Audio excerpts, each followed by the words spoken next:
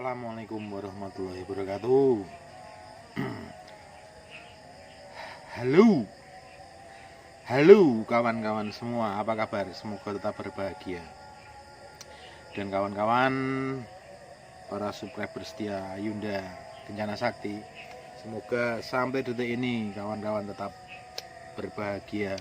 Semoga kawan-kawan selalu mudah mencari rezeki dan selalu dilimpahkan rezekinya oleh Allah Subhanahu wa taala, dan selalu diberikan kesehatan.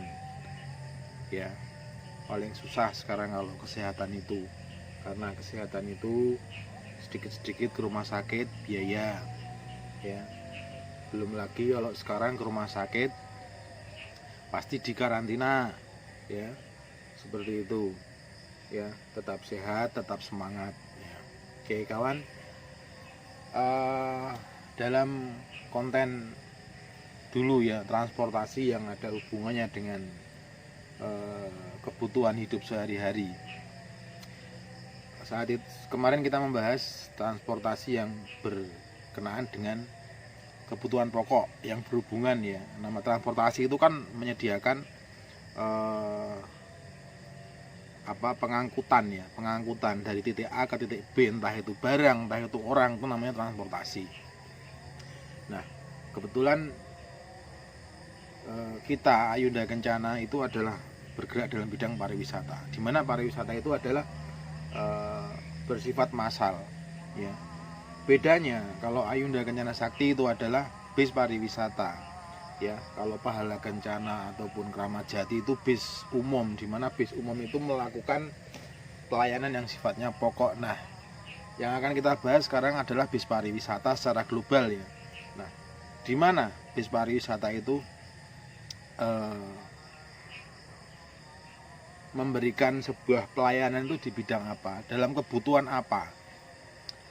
Saya yakin teman-teman sudah paham dan sudah bisa menerka-nerka dari kemarin, dari channel yang sudah kita, dari konten yang sudah kita utarakan kemarin ya.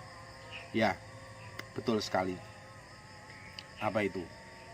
Ya, berada di selain kebutuhan pokok. Apa itu? Ya, baik itu sekunder ataupun tersier ya, tapi lebih cenderung ke tersier. Kalau sekunder itu bisa dikatakan yang wisata setahun sekali, ataupun sifatnya itu adalah hanya sebagai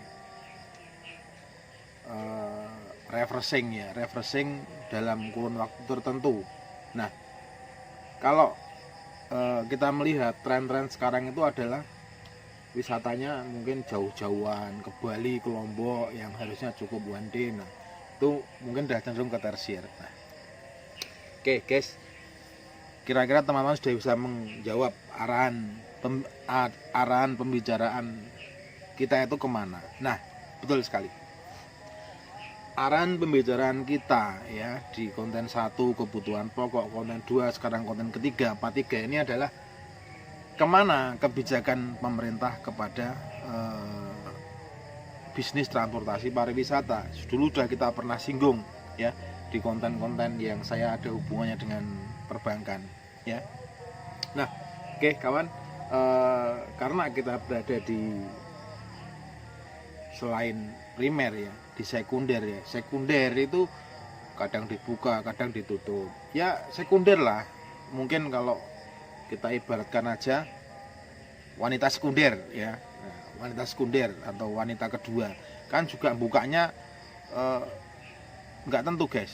Kalau wanita primer tiap malam dibuka, kalau wanita sekunder ya tiap slow aja. Nah, ibaratnya kita mengibaratkan itu ya susah guys, karena kita berada di sisi bukan primer.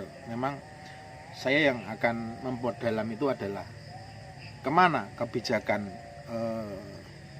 pemerintah saat kita pada saat puncak-puncak keramaian kita memegang peranan penting pada ekonomi kerakyatan, ekonomi negara, ekonomi massal, saat liburan, saat hari-hari libur itu kita berada di garis depan, dan devisa atau pendapatan kita itu luar biasa, sangat membantu pemerintah. Tetapi nyatanya pada ada force majeure atau kita kita tarik ke dalam kejadian sekarang, pandemi, ya kita betul-betul menjadi orang yang tidak berharga, guys.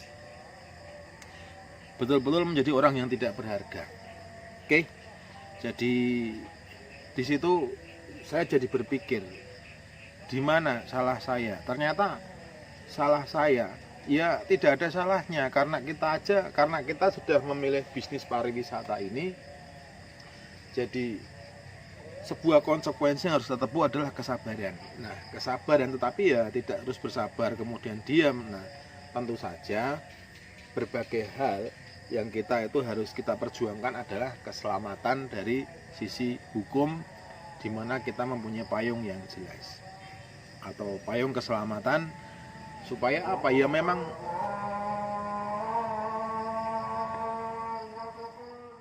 itu ya guys. Wah, udah gelap ya. Jadi gitu, memang di sisi lain kita mau berontak, kita mau memberikan protes ya susah.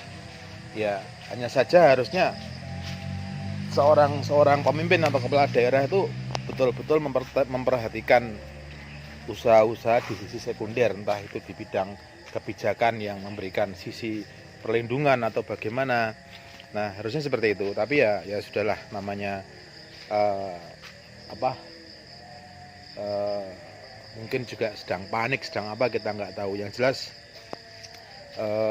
kita tetap berusaha untuk mencari perlindungan kepada pemerintah, karena ternyata sisi pariwisata itu menjadi semacam will atau wanita idaman lain bagi pemerintah, ya mungkin pada saat kita memberikan kontribusi yang tinggi, pada saat liburan, ya bis-bis semua jalan, ya itu kita dibangga-banggakan. Tapi kalau udah seperti ini, sebenarnya cukup sebuah statement perlindungan yang diterapkan dalam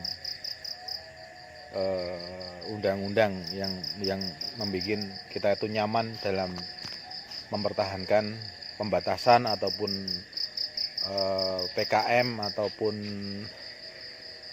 ya karantina wilayah ya. Karena gimana pemerintah menggaung-gaungkan, ya konten sebelumnya kita upload Pak Ganjar yang tanggal 6-7 di rumah aja, padahal Sabtu Minggu, yang mungkin kalau kita udah ada geliat pariwisata itu saat-saat kita terima order pariwisata, tapi ya tiba-tiba pemerintah bilang di rumah saja. Lah, mereka dapat duit guys, lah kita piye? Sementara yang supplier sudah pada galak-galak, ya memang susah. Jadi mau nggak mau pemerintah itu harus memberikan pernyataan sikap kepada teman-teman di dunia transport pariwisata ya.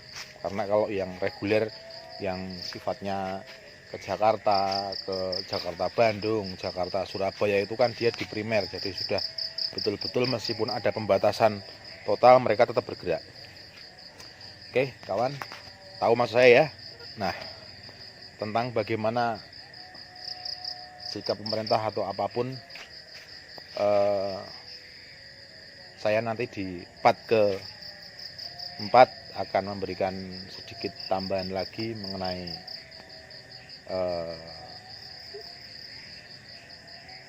posisi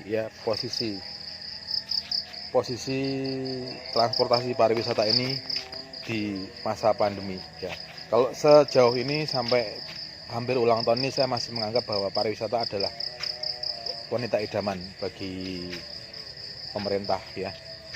Jadi kita belum dipikirkan, jadi luweh-luweh saja gitu. Oke guys, konten selanjutnya akan kita, oh iya, selamat Pak Sandiaga Uno yang sudah menjadi Menteri Pariwisata. Where are you now? Oke, terima kasih. Semoga tetap menjadi orang yang baik, semoga tetap menjadi orang yang berbahagia, dan teman-teman selalu gampang rezekinya di